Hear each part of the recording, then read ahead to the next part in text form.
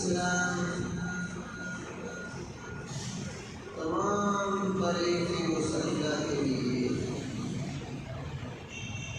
इस रब्बी कायनात में हज़रतुल अल्लाम मौलाना बशीर अहमद दामा फैज़ुल आज खुशी कर रहे हैं।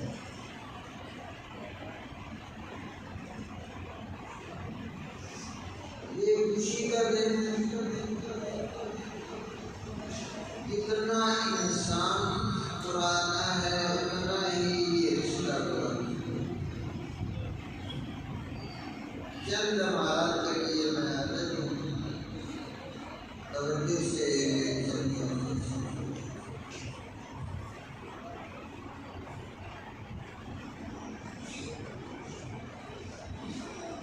हर इंसान को ये तमन्ना होती है, बच्चा जवान हो,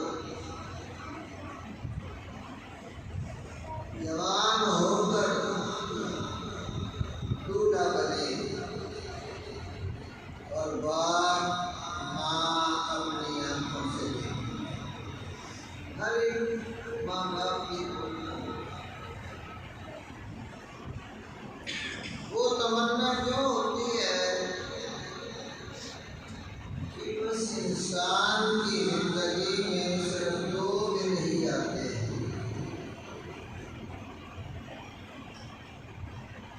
एक दिन वो घोड़े पे सवार होता है और एक दिन वो लोगों के कंधों पे सवार होता है। 2 ही दिन है, मगर बारात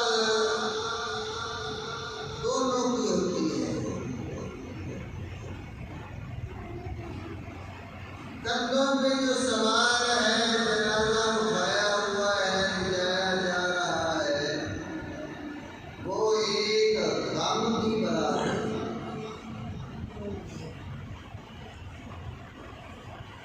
और जब दूल्हा बनता है तो वो खुशी की बात है। अगर मुसलमान पे गम आ जाए वो भी शरीयत के मुताबिक होना चाहिए, अगर खुशी हो तो वो भी शरीयत के मुताबिक।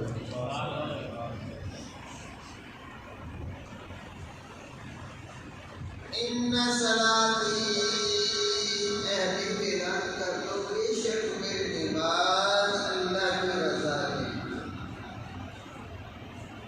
व नुसूकी मेरी कुर्बानी भी अल्लाह की रज़ा के लिए। व महयाय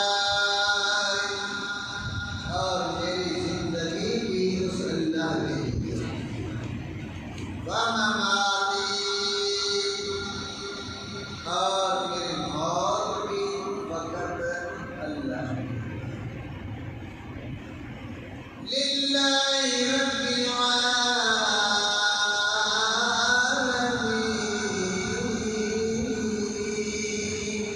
जो सारे जहानों का खालिक है। ला शरीक लहू, उसका कोई शरीक नहीं। वाटिज़ालिका उमिरतु, सरकार फरमाते हैं इसी चीज का अल्लाह ने हुक्म देकर दुनिया में भेजा।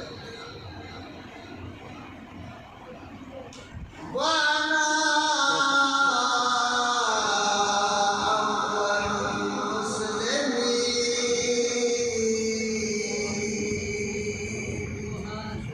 दुनिया वालों सुन लो, मैं सबसे पहला मुसलमान हूँ।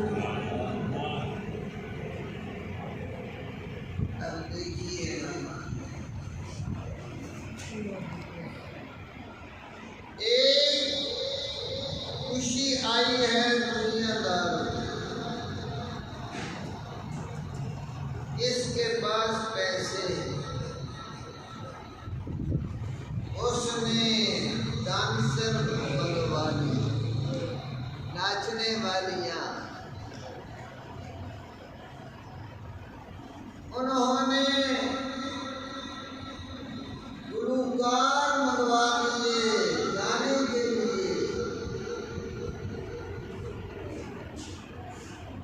फिर जिन मेहमानों को बुलाया उनको शराब पेश की गई।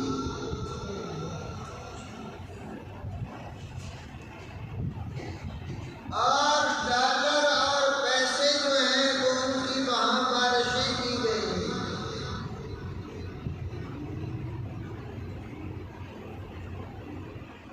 ये है वो खुशी उसकी जिसके पास पैसा है।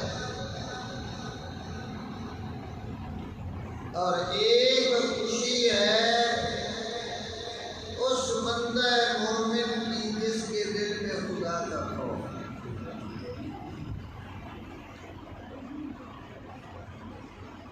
अब जिसने पैसा लुटाया, बताइए, शोहरत मिल गई, जुगराट मिल गई, वो पैसा आखिरत में उसके काम आएगा? किसी काम ना आया। अगर वही पैसा, शादी तो हो ही जानी थी, किसी बेवा को दे दिए जाते, किसी गरीब को दे दिए जाते, किसी का कर्जा उतार दिया जाता, तो बताइए, मैं इसकी नहुसत आपको बताना चाहता हूँ। जिस शादी की इब्तिदा ही गैर शरई हुई है, जिस शादी की इब्तिदा में ही ये गैर शरई रसूमात हुई है, अब बताइए उस शादी के बाद उन मियां बीवी की जो जिंदगी है, क्या उसमें बरकत होगी?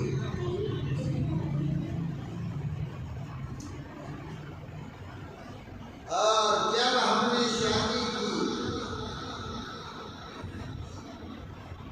और शादी की इब्तिदा या जिक्र खुदा से हो रही है या जिक्र मुस्तफा से? अब बताइए, ऐसी शादी जिसकी इब्तिदा भी अच्छी है, अल्लाह के जिक्र, अल्लाह के रसूल के जिक्र से इब्तिदा हो रही है, बताओ सारी जिंदगी उनके घर में बरकत होगी या नहीं?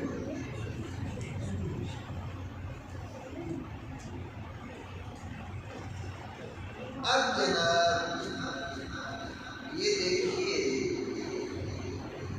कि तमन्ना तो हर माँ बाप की होती है। मेराज की रात है, मक्का पाक है, अल्लाह का हबीब बुराक पे बैठा है, चढ़ने के लिए तैयार है। 70,000 फरिश्ता, 4 फरिश्ते हैं, हर एक के साथ 70,000 फरिश्ता है।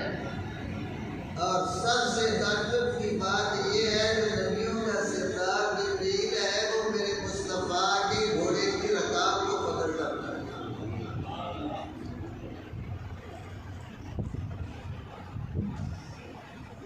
खड़े हैं सब मलाइके, इलाही किसे दूल्हा बनाया जा रहा है। फलक को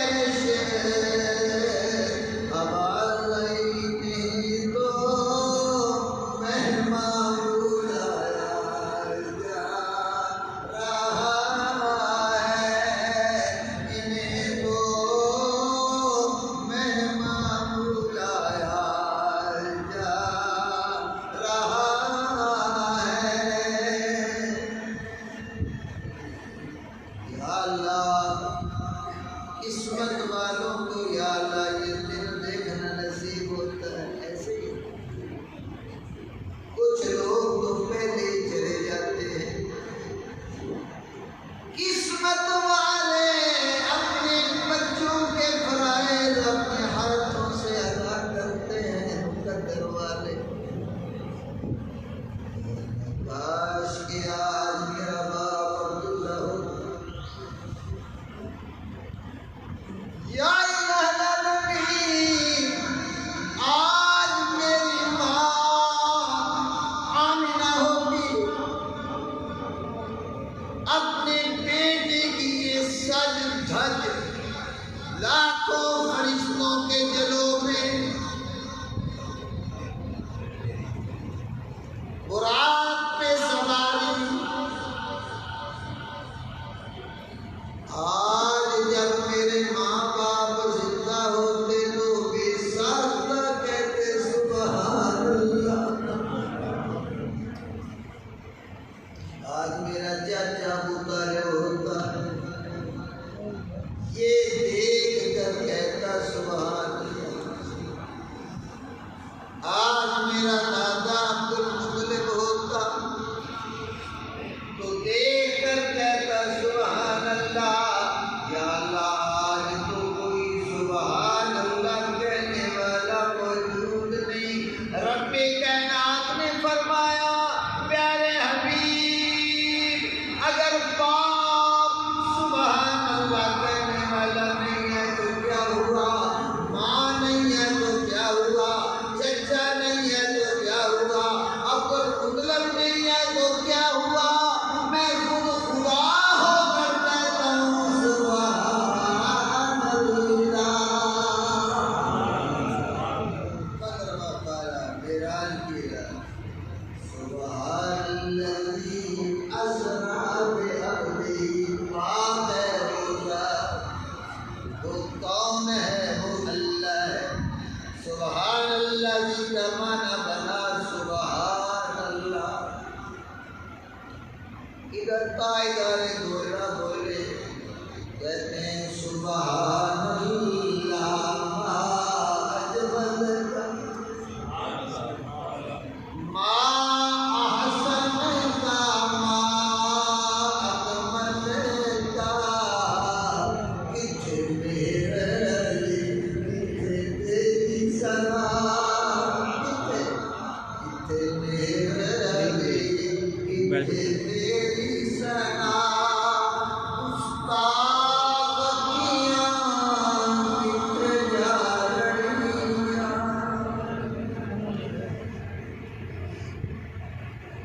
नबी पाक अलैहिस्सलाम की शादी हुई है करीब 25 साल उम्र नबी पाक की, 40 साल उम्र हज़रत खदीजा।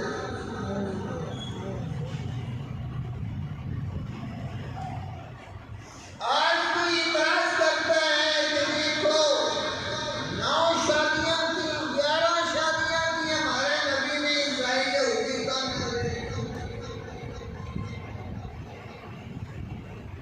हम उनको कहते हैं कि देखो तुम हमारी लड़की से निकाह पसंद करते हो, 11 बीवियों में से फकत एक आयशा सिद्दीका ऐसी बीवी है जो हमारी है, बाकी सारी या बेवजान है या वो शादीशुदा मुतल्लका है।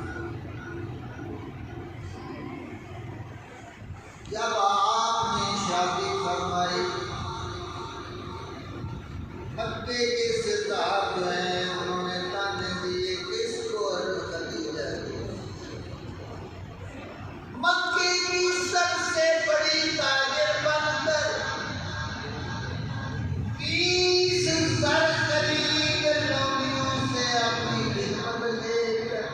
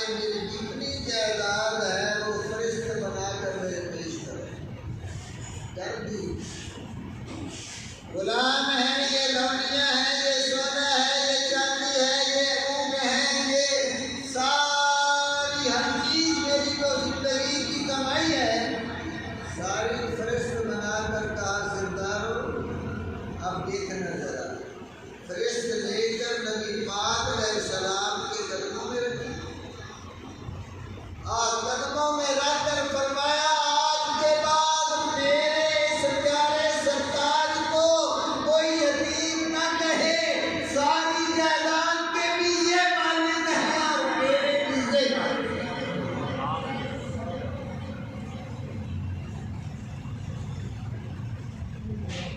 अब देखिए ना कि हमने इस्लाम को देखना है, इस्लाम हमारा क्या है। मेरे आका अलैहिस्सलाम फरमाते हैं, लोग शादियां करते हैं, बूढ़ा बनते हैं, लेफ्टी बनते हैं, इंजीनियर है, डॉक्टर है, लोग शादियां करते हैं और मालो दौलत को देखते हैं।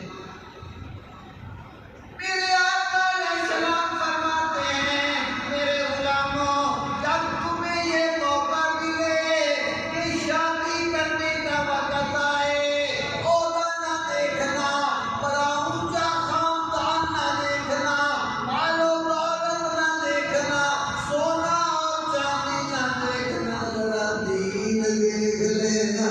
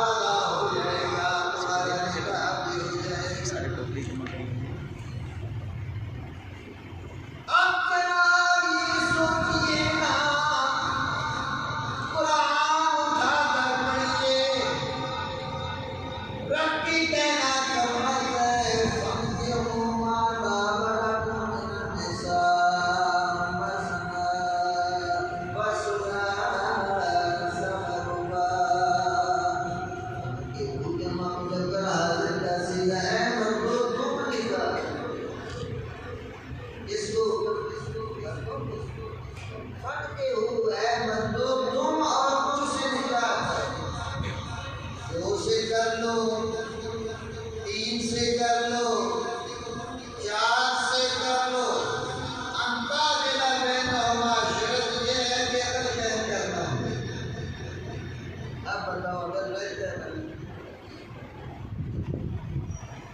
अल्लाह तबारक व तआला ने मर्दों को हुक्म दिया और तुमको नहीं कहा कि तुम निकालो, इसलिए मर्दों में जो सलाहियत है बर्दाश्त की, सब्र की, हौसले की, हिम्मत की, वो औरतों की बनिस्बत ज्यादा है। फैसले मर्द करते हैं ना, बुलंद की सरबराह मर्द ही बनता है, औरत कभी भी कामयाबी हासिल कर सकती। तो मर्द के फैसले अकल होते हैं।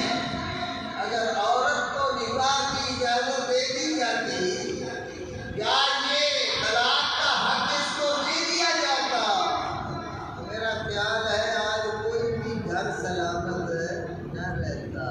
मगर आज मर्द जो हैं तो वो औरतों से भी ज्यादा जल्दबाज हो चुके हैं। माँ भी सुनी, बहनों भी सुनी और फौरी तौर पे थोड़ी सी बात हुई तलाक तलाक तलाक। अब ये अगर औरतें तलाक देती तो क्या बने? अब मर्दों की भी ये हालत है। इस ईद पर मेरे पास ईद से एक दिन पहले 3 केस आ गए। जनाब बस गुस्से में 3 तलाक दे बैठा है। जब इस बात में आ गया मैंने कहा हमेशा तलाक का तो कोई भी तलाक नहीं देता।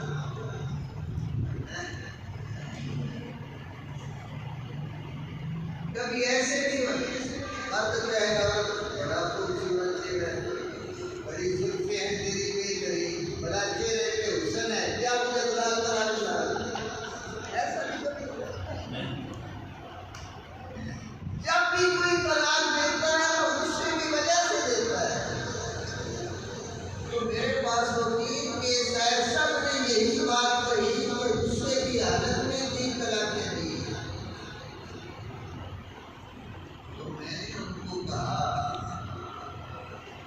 कि भाई 3 तलाकें जब 3 कारतूस मारे हैं तो फिर 3 ही लगेंगे ना। जब 3 रुपए दिए हैं तो 3 ही शुमार होगी ना। जब 3 फैर मारे हैं और मैं कैसे कहूँ कि 3 में 1 है? जरा मुझे इतना बता दो, जब निकाह हुआ था तो तुमने मौलवी साहब को याद किया, वो आ गए, और जब तलाक भी है तो मौलवी से मशवरा क्यों नहीं किया? हमें इस्लाम क्या कहता है? हमने कैसे तलाक देनी है? इसके आदाब क्या हैं? तो नबी पाक अलैहिस्सलाम की आसन हुक्म जो आपका है वो ये है कि 3 महीने में हर 35वीं के दिनों में एक तलाक दी जाए। जब तीसरी वारिस पाक होगी बाद में वो पाक औरत को वो तीसरी तलाक देगा 3रे महीने में। अब मुझे ईमान से बताओ 3 महीने सोचने का मौका मिले तो अब वो गलत तीसरी तलाक का कदम उठा सकते? अब गुनाहगार भी हुआ है और घर भी बर्बाद हो गया। अब क्या किया जाए? अब हम कैसे कर सकते हैं? भाई नमाजी हैं तो नमाज पढ़ते हैं तो नमाज के आकाम का जानना जरूरी है। अगर कारोबार करते हैं तो तिजारत के आकाम शरई का जानना जरूरी है। और अगर आप सफर करते हैं तो आपको इस्लाम का कानून आना चाहिए। नमाज के बारे क्या आकाम है इस्लाम के? मेरे दोस्तों, जब हम निकाह करते वक्त ये फौरी तौर पे कर लेते हैं तो कम अज कम तलाक की नौबत ही नहीं आनी चाहिए। ये पूरी जिंदगी का एक वादा होता है, हमने सारी उम्र साथ निभाना है। तवज्जो करना। अब देखिए हर मर्द और फरिश्ता तो नहीं हो सकता,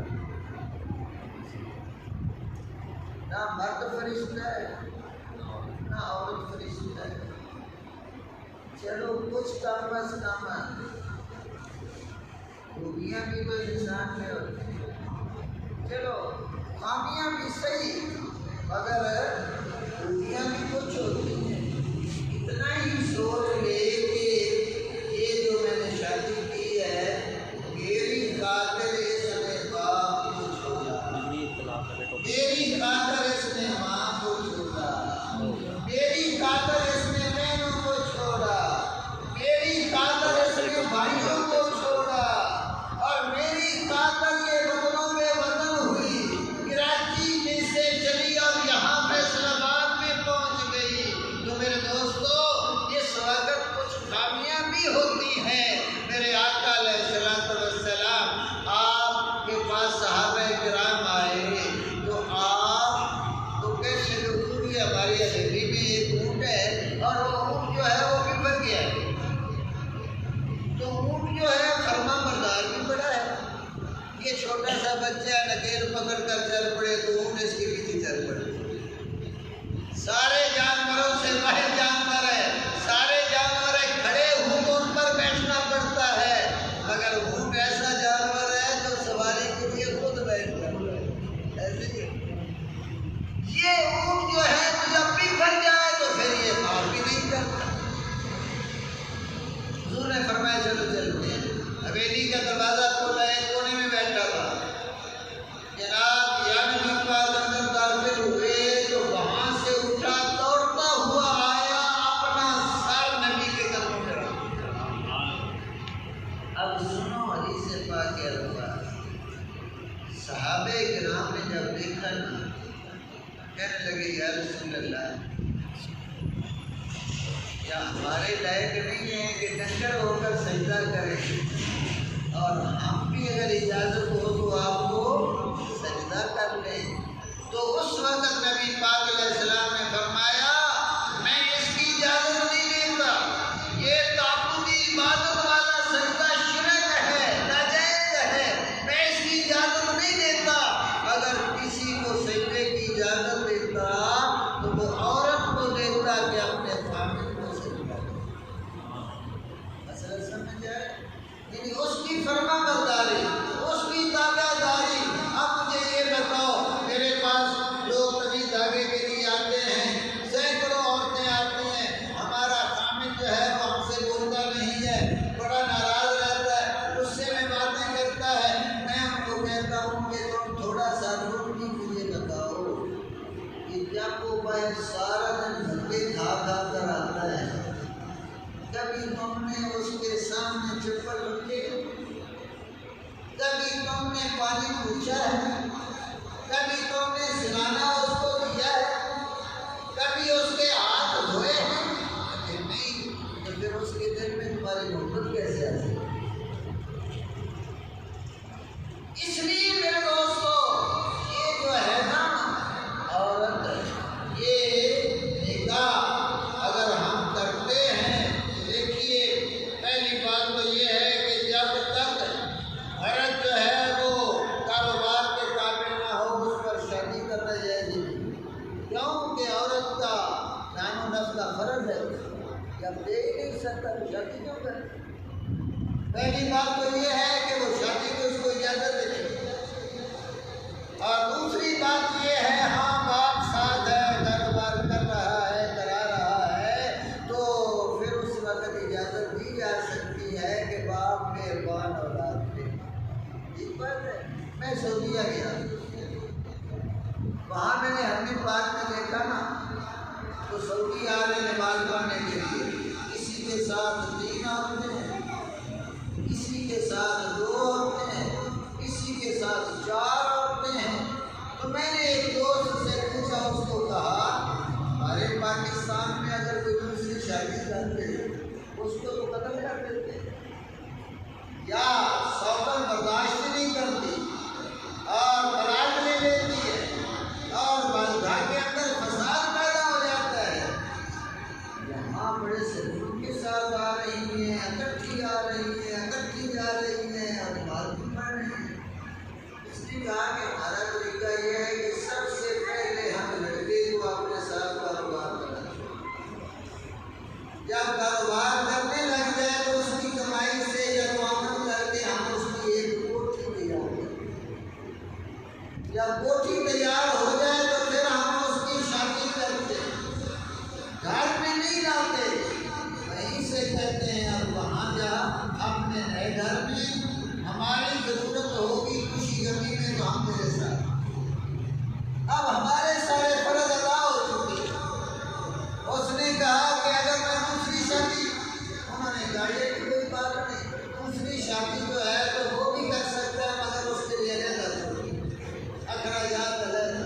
अब मुझे ये बताओ, जब खाने जो है औरत जो है जब 4 औरतें हों और उनको अलग कोठियाँ मिल जाए, सुबह शाम का राशन मिल जाए, हर सहूलत उनको मुयस्सर आ जाए, बिजली के बिल उनके अदा हो रहे हों, तो बताइए उनको इतराज़ करने की जरूरत है? हमारे तो घरों में ये नहीं अदा हो सकता। एक औरत जो है तो उसके अखराजात भी बर्दाश्त नहीं कर सकते, फिर हजम भी नहीं कर सकते, फिर तलाकों पर नौबत चली जाती है, तो फिर उसके बाद फिर ऐसे ही उसका रिजल्ट होगा कि घर में एक ही जगह पे देखो बेटी है ना, बेटी घी लाया, देखा तो वो उसने पकड़ा और वो जनाब ना थोड़ा सा गिर गया।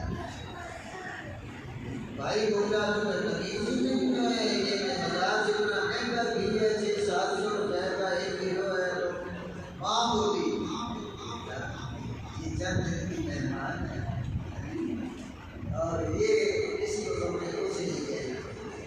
आगे चल जाए, अच्छा बीवी आई उसकी, उससे घी को लिया ले गया। माँ बोली जब से आई है ना हमारे घर में ऐसी होता है, हमारे घर में ऐसे ही हो रहा है, इसने हमारी बिल्कुल सत्यानाश करके रख दिया है। हर वक्त कभी टाली टूट रही है, कभी घी गिरा रही है, कभी हांडी जला कबूतरी क्या कर रही है।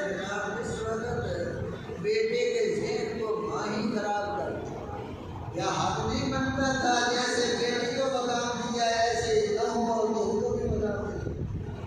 जब हमारे अपने उसूल जो है तो इस्लाम के मुआफ़िक़ नहीं है, इधर सब्र नहीं है, उधर खिदमत नहीं है, तो रिज़ल्ट यही निकलेगा ना।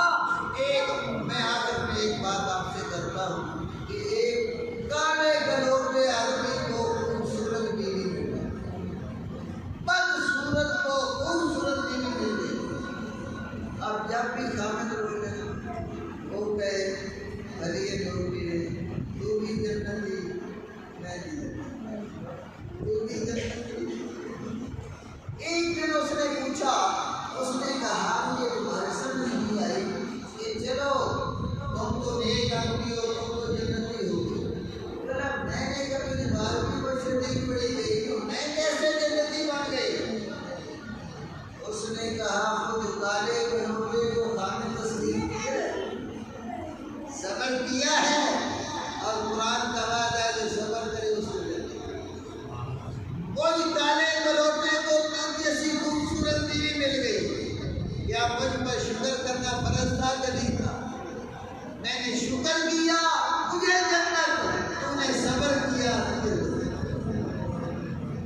इसलिए मेरे दोस्तों इस वक्त हम सब सब्र और शुक्र को ऐसे ही होता है ना, एक दिन नहीं आया ना कोई दूध वगैरह या कोई चीज, जब से मैं तुम्हारे घर में आई हूँ मुझे पानी नसीब नहीं हुआ, मुझे कोई शय खाने को फ्रूट ही नहीं मिला। तो इस वक्त ये बात करती है तो मेरे आका अलैहिस्सलाम फरमाते हैं कि मैं जन्नत में गया माशाल्लाह, उसके बाद 2 घंटा मुलाज़ा किया तो 100 में से 99 औरतें वहाँ पर थी।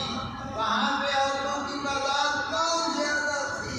तो साहबा ने पूछा यार रसूलल्लाह वो कैसे 2 घंटे चली गई? तो मेरे आका अलैहिस्सलाम ने फरमाया नाशुक्री की वजह से। नाशुक्री की बड़ी आदत होती है नाशुक्री करने की।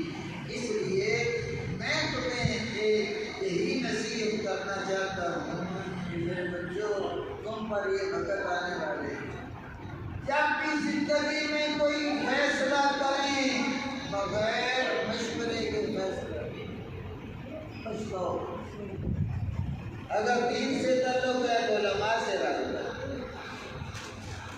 अगर जो है तो कारोबारी मसाइल हैं तो कम उलमा से राब्ता करो, इंशाअल्लाह कभी भी शर्मिंदा।